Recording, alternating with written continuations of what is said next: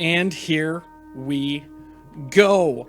Thank you so much for joining. This is another episode of Cheap Shot News. I stopped keeping track of these a while ago, so I don't know what number this is. Maybe you do. I don't know. It's fun to talk about stuff. So, as you may tell by my background and surroundings a little bit here, I'm in a little different location. Recently moved over the weekend, so had to do a little bit of a different setup. So, kind of temporary spot in our kitchen / dining room area until I can get something a little better set up.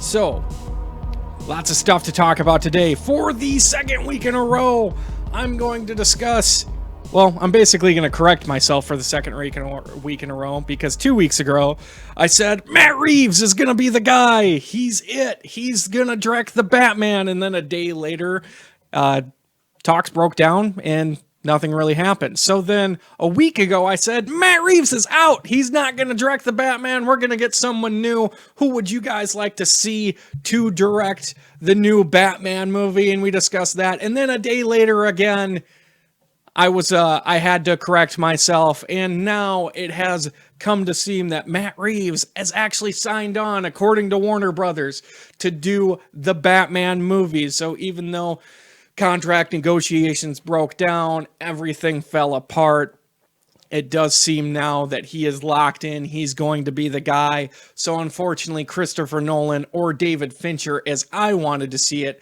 is not going to happen. But we have a director now, so all is well. That being said, I'm not going to say that we can never have anything else bad happen. We could find out 2 months from now, a week from now, whenever, that Matt Reeves is being pushed out or is not doing this project any longer. Anything could happen. So, but for now, we can all be happy and joyful that the Batman has something good moving forward. That being said, hopefully we do not hear any more about Ben Affleck not being interested. So, moving on to other topics involving in the world, in the universe that is the Batman. It was recently announced that DC is planning on moving forward with a Nightwing movie. So, what I want to hear from you guys is, if you're familiar with the Nightwing, if you're familiar with that, who would you like to play? So while I'm talking, you guys discuss that, and I'll get into that in a second. So, for the Nightwing, for those that aren't familiar, Nightwing is the first Robin, Batman's sidekick. He's all grown up now, and he kicks butt on a whole new level by himself, on his own. Might get the Bat's help occasionally, but he kind of does his own thing over in Bloodhaven, I believe, is the city adjacent to Gotham. So, that's what's happening there. So, if you're not familiar with Nightwing, just think a slightly worse version of the Batman, because that's kind of what you're getting.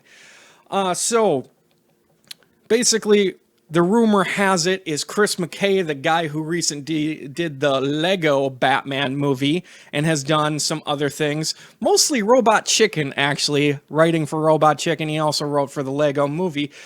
Chris McKay, he is in now negotiations for directing the live-action Nightwing movie. So I'm not going to make this mistake again. Negotiations mean that they're in talks. Talks break down occasionally, like Matt Reeves' situation, even though he is now ultimately directing.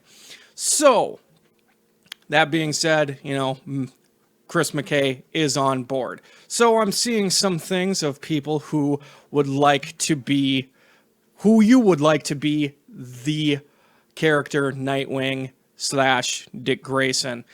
I'm seeing some things such as Jonah Hill. I feel like that's a joke. He's kind of a big fat fatty. Not that I'm judging. Just, we've seen a small Jonah Hill before, but I'm thinking not going to happen.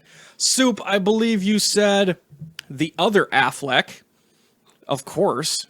Why am I spacing on his name all of a sudden? Casey, that's his name. There we go. Casey Affleck. Think he might be getting a touch old for it, but that being said, I think there's worse ideas. I think that's a good one. I'm personally thinking Miles Teller or Taron Egerton. So Miles Teller has been in a lot of things. He was recently in Fantastic Four as another superhero, Mr. Fantastic. Slapping my table here. Other things that he's been in, he was recently in War Dogs, things like that. I can't remember. He was recently in a boxing movie as well. I would be interested in seeing him. Taron Egerton, though, loved him in Kingsman. He was great in that. I would have liked to see him actually as Han Solo in the Han Solo movie, but that's not going to... Matt Damon is way too old, Soup. Get off of Ben Affleck's Friends. It's not going to happen.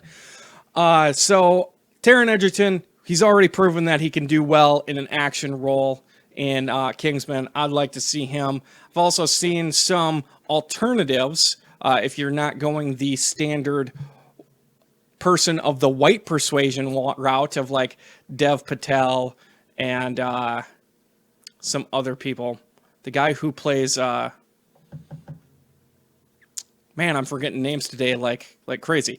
Anyways, it doesn't necessarily need to be a white guy. Michael Cera, DQ, played obviously Dick Grayson's character Robin in the most recent Lego Batman movie, so that's kind of a fun nod.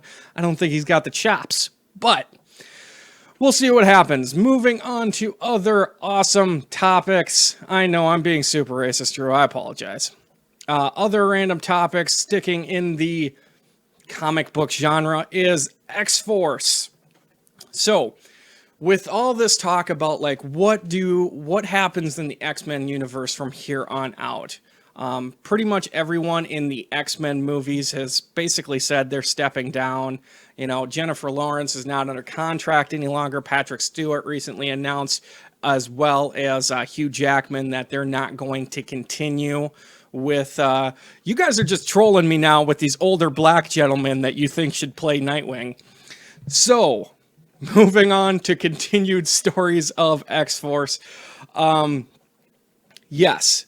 So we have this lull that Fox is having that they're trying to fill. Obviously, they have Deadpool, but you need something else. So X-Force is kind of going to potentially fill that. So we've had rumors and discussions of different actors and different directors, potentially, and writers. So the most recent rumor, from what I can tell, is a man named Joe Carnahan is set to potentially be in negotiations or in talks as well to direct an X-Force movie, along with writing, and then he and Ryan Reynolds actually would write the X-Force movie. So if you're not familiar with the X-Force, I'm not overly familiar with it, but it's basically a darker version of the X-Men. They do still go out and try to be superheroes and stuff like that, but their moral compass may be a little less away from center, I guess. So a little more bloody. Guys like Deadpool and Wolverine, I believe, have been involved in the X-Force. So for that, I'm just really curious about what's going to happen in this movie with Joe Carnahan. He wrote Smoking Aces. He also wrote The Gray and A-Team, which the A-Team was kind of a toned-down action movie, but for anyone who's seen Smoking Aces, that is a hyper-violent movie. He's also familiar with Ryan Reynolds because Ryan Reynolds was in that movie. And so this could really turn out to be like the X-Force movie, another harder R. Wolverine comes out this weekend, or I should say Logan is coming out this weekend. Super excited to see that. I'm seeing it on Thursday, but from what I hear is it's going to be extremely violent. Excited for that, but I'm very interested to see this X-Force with Ryan Reynolds and Joe Carnahan writing / directing on it. How violent and how R-rated this is going to get. So that could be very interesting to see. So moving off of the topic of comic books, we're getting into something very near and dear to my heart. Mystery Science Theater 3000 is coming back. Woo! Very excited. This was something that I didn't have a lot of channels growing up. So when I first saw Mystery Science Theater on Sci-Fi, I remember I was at my dad's place. I used to watch it with my brothers on Saturday mornings. They would do basically just the old reruns. The show ran from about 88 to 99, and it actually started here in home Minnesota, so that's really cool. But it was just an awesome idea. You take these B-rate movies, and you just basically make fun of them. And how much writing was involved in it, I'm sure there was plenty of writing, but it doesn't matter. It was just gold. Took all these old zombie, horror, alien, sci-fi movies, and then you just ripped them to bits. And the premise of it was this guy was sent to space, basically like a space prison, and he's forced to watch these horrible movies. So the way he deals with that is he created some robots to make fun of these movies with him so he can get through it. Fantastic show. After a very successful Kickstarter in 2015, they were able to raise enough money to get someone interested in. It just happened to be Netflix, and Netflix is going to release, I think it's like 13 or 14 episodes on April 14th. So the thing is I didn't do a ton of research this week because I was kind of strapped for time, to be honest, but I don't know if there's been any news about like what it's about or anything like that.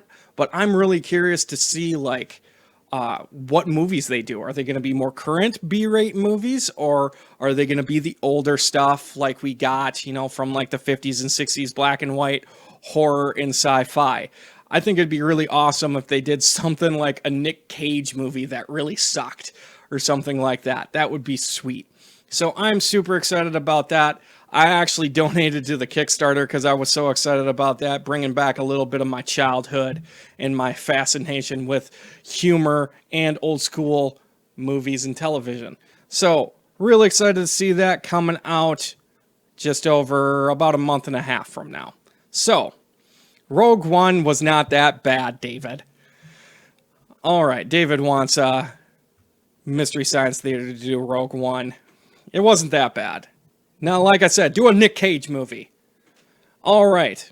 So continuing on with Netflix, I have a lot of interconnected news today. This is sort of news, but sort of an opinion thing on my end. So Netflix is really getting the ball rolling recently with original content. Now, if you're a Netflix person like I am, you see that almost every week. Like once a month, Netflix will be like, hey, we've added 80 new shows, and half of them are original content. They do documentaries, they do comedy specials, they do original sitcoms, they do, you know, everything across the board they do. So they've had obviously a lot of good stuff in the past. House of Cards, Kimmy Schmidt, Orange is the New Black. All these things are Netflix originals, been done really well. Now, they've done several original movies, but they haven't really gotten to that high-profile original movies now. So we're starting to see that now. So in the Oscars, during the Oscars, a trailer was released for a movie called Bright. That's a Netflix original. Now, I feel like I'd heard about this, but I really hadn't dug deep into it. So Bright... The clock is backwards, Todd, because you're watching me on camera. It's like a mirror. Physics. I don't know. I don't know how that works. Anyways, Bright is a movie that's directed by David Ayer, who just did Suicide Squad and has done, I think he did Fury with Brad Pitt and different things like that. So, big name director. It's starring Will Smith. Come on now. You can't get a whole lot bigger than Will Smith. It's also got Noomi Rapace, I don't know how to pronounce her name, but she was in different things, like she was in Prometheus is what I know her for. She was also in the original Girl with a Dragon Tattoo series. Also got Joel Edgerton from movies like Warrior. Great movie, by the way. Like, these are high profile guys. The movie is, I think the premise is actually really cool. It's set in a world where mystical creatures live side by side with humans. A human cop is forced to work with an orc to find a weapon everyone is prepared to kill for. So essentially, Will Smith is the human cop working with orc cops or something like that. And from the trailer, which I'll link below for anyone who's watching this on YouTube, shows basically like Gangland, LA, but you have a mixture of these mythical creatures in with humans in modern day LA. So it looks ridiculous, but at the same time, when you got that kind of high profile people on it attached to it, such like I said, David Ayer, Will Smith, and everyone else, it makes me wonder where Netflix is trying to go. They're obviously trying to really get into taking a piece of the market away from like theaters and things like that with these high profile movies. Another one that's coming out, so I should say Bright's coming out sometime in December of this year. So another one, this was a big announcement, and I got to give credit to Drew Airstead for sending me this link, is that Netflix recently landed The Irishman, which is directed by Martin Scorsese. Now, you can argue with me, but I'm pretty sure Scorsese is basically as high a profile as you can get as a director. It's also going to star Robert De Niro, Al Pacino, and Joe Pesci. So that's about as gangster as you can get when it comes to movies. So it's about a mob hitman recalls his possible involvement in slaying of Jimmy Hoffa.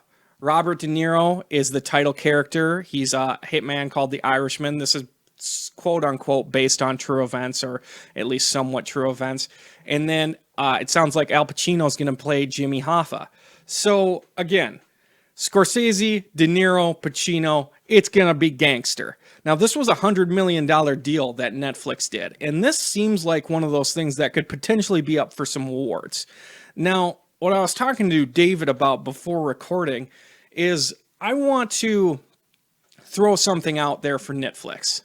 You need to start playing ball with theaters and just the general Hollywood and that business. Because if you continue to just put out your movies, your big time movies like these type of movies out on release them right away, you're just pissing off everyone else. So what you need to do is kind of like what Amazon Studios just did with Manchester by the Sea. You release it in theaters, you produce it, you buy it, you raise it up. It's this big indie film. You get a couple really good actors involved in it, but you release it in theaters. And then a few months later, you get exclusive rights to it. As David told me, Manchester by the Sea is going to come out sometime on Amazon Prime in May. So the problem is Netflix has tried to release movies in the theater in the past.